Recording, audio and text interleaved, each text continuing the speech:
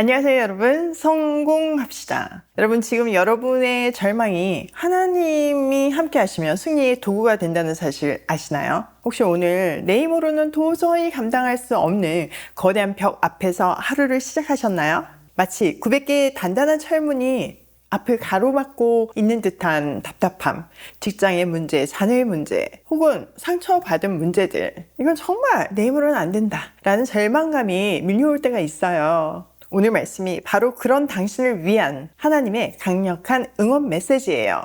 내 모든 무기가 소용없다고 느껴지는 바로 이 자리에서 하나님이 어떻게 상상도 못한 방법으로 길을 내시고 승리를 만들어 가시는지 그 놀라운 비밀 함께 살펴보도록 할게요. 자, 10절. 바락이 스불론과 납달리 지파를 게데스로 불러 모았다. 바락이 10,000명의 군사를 이끌고 쳐 올라갔고 드보라도 그와 함께 떠났다. 자, 바락은 드보라가 함께 가면 자기도 출전하겠다고 약속을 하죠. 드보라가 함께 가겠다고 얘기를 하니까 곧바로 순종으로 옮겨요. 스불론과 납달리 지파를 게데스에 소집해서 10,000명을 이끌고 출정했죠. 약속대로 드보라도 함께 올라갔어요.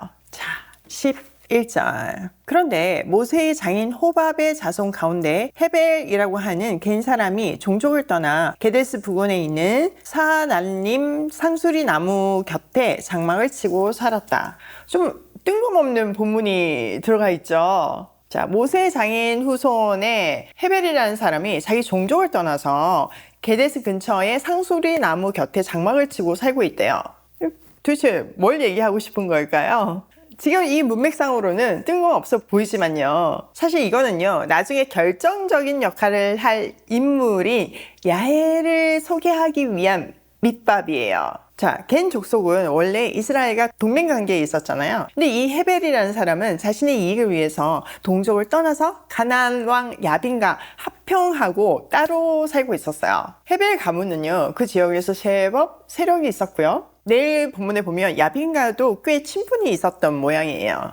그러니까 헤벨의 아내 야엘이 왜 적군의 장수인 시스라를 자기 장막으로 맞아들일 수 있는지에 대한 설명인 거예요. 원래 남편이 야빈 편이었으니까 시스라도 너무 안심하고 그 장막을 피난처로 숨어 들어와가지고 잠까지 자잖아요. 이런 역사적인 배경의 섭리는요, 정말 하나님이 아니고서는 하실 수 없다는 것을 강력하게 보여주고 있어요. 겉으로는 이스라엘을 배신하고 적과 손잡은 헤벨의 가문이지만 정작 하나님은요, 그 집안의 여인 야엘을 통해서 적장의 최후를 이루게 하실 예정이에요. 사람의 배신마저도 하나님의 구원 계획에는 상상을 초월하게 사용하시는 하나님의 주권적인 섭리가 정말 너무나 잘 드러나죠. 이런 놀라운 섭리가 우리 인생에도 성취된다는 사실을 꼭 기억하세요. 자, 12절. 시스라는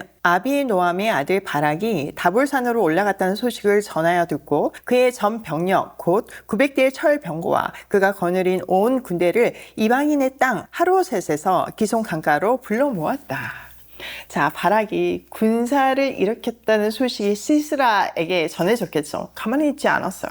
시스라는 정말 자기의 그 정예 부대와 철 병거 900대를 다 모아서 기손강 가까이로 진군해서 다볼산의 바락과 맞서려고 했어요.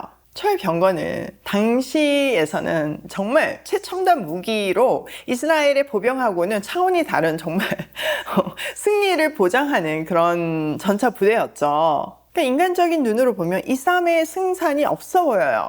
근데 하나님은 이 싸움의 판도를 어떻게 바꾸시는지 아세요? 너무 궁금하니까 빨리 확인해 볼게요. 자, 14절. 드보라가 바락에게 말하였다. 자, 가십시오. 오늘이 바로 주님께서 시스라를 장군님의 손에 넘겨주실 날입니다. 주님께서 친히 그대 앞에 서서 싸우러 나가실 것입니다. 그래서 바락은 10,000명의 병력을 이끌고 다볼산에서 쳐내려갔다. 주님께서 시스라와 그가 거느린 모든 철병거와 온 군대를 바락 앞에서 칼날에 패하게 하시니 시스라가 병거에서 내려서 뛰어 도망쳤다. 바락은 그 병거들과 군대를 이방인의 땅 하로셋에까지 뒤쫓았다. 시스라의 온 군대는 칼날에 쓰러져 한 사람도 남지 않았다. 와, 완벽한 승리를 이루죠. 자, 전투 직전에 드보라가 바락에게 얘기해요. 자, 오늘 하나님께서 이 엄청난 군대를 장군님 바락 당신 손에 넘겨주신 날입니다. 하나님께서 앞서 가시기 때문에 이 승리는 우리에게 있습니다. 이렇게 하나님께서 이미 앞서 싸우고 계심을 선포하면서 바락을 격려했어요. 이 바락과 10,000명의 군사들은요, 산을 내려가서 기송강 쪽으로 돌진했죠. 하나님께서는 시스라와 그의 모든 철병거 부대를 바락 앞에서 패하게 하셨어요. 자, 여기에서는 구체적으로 어떻게 패하게 하셨는지 묘사하지 않지만요, 바로 이어지는 5장에 보면 드보라의 노래가 있거든요. 그 노래에 보면 하나님께서 자연을 동원하셨음을 알 수 있어요. 땅이 진동하고 하늘이 구름을 쏟았다, 이렇게 표현해요. 그리고 기송 강물이 그들을 휩쓸어 갔다, 이렇게 말하고 있거든요. 즉 하나님께서 폭우로 강을 범람시키고 진흙탕을 만드신 거예요. 자, 철병거는 그냥 맨 땅에서는 엄청난 무기지만 진흙탕 생각해 보세요. 푹푹 빠지지 않겠어요? 이거는 뭐 무기가 아니라 덫이 되는 거예요. 게다가 철로 만들었으니까 얼마나 무겁겠어요. 그러니까 이게 완전히 이렇게 박아서 꼼짝을 못하게 하시는 거죠. 하나님이 이렇게 그들의 그 최첨단 무기를 덫으로 만드셨어요. 그 틈을 타서 이스라엘 보병들은 맨 땅에서 허둥대는 적군을 기습했고 시스라 군대를 완패시킬 수 있었어요. 여기 시스라에 대한 이야기도 나와 있잖아요. 그 엄청난 철병거에서 내려서 뛰어 도망쳤대요. 이 대목에서 강조된 메시지가 뭔가요? 전쟁의 승패는 오직 하나님의 손에 달려 있다는 거예요. 이스라엘은 적을 막아낼 엄청난 무기를 가지고 있지 않았지만 하나님은 초자연적인 방법으로 그 적들이 자랑하던 그 모든 무기를 무용지물로 만들고 오히려 그들을 이렇게 잡아먹는 덫으로 만드셨어요.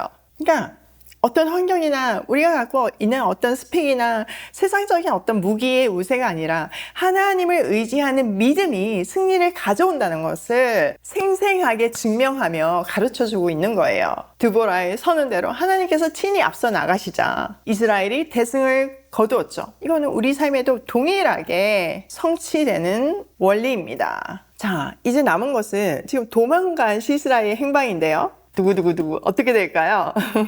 네, 앞에서 드보라가 예고한 여인의 손이 등장할 타이밍이에요. 내일 이 시간에 한번 살펴보도록 해요. 자, 오늘 내용을 우리 삶에 한번 적용을 해보면 첫 번째, 순종은 두려움을 뚫고 움직일 때 시작된다. 바락 분명히 주저했죠. 그렇지만 드보라가 옆에서 힘을 주니까 출정했어요. 그 순종의 발걸음에 하나님은 승리를 주셨어요. 그러니까 우리가 해야 되는 거는 두려워할 것이 아니라 그것을 뚫고 한 걸음 믿음으로 내딛는 것이죠. 두 번째, 하나님은 사람의 배신마저 섭리로 엮는다.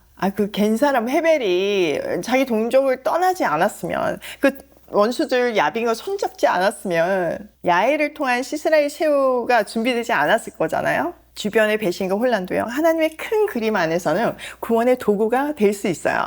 세 번째, 승리의 비밀은 무기가 아니라 하나님이다. 그들이 자랑하던 철병과 무용지물이었을 뿐만 아니라 덫이 됐어요. 하나님이 앞서 가시는 것을 우리가 믿을 때 승리는 우리 것입니다. 오늘도 철병거가 아니라 하나님을 의지하는 믿음이 승리를 만든다는 사실을 기억하며 고고싱해요.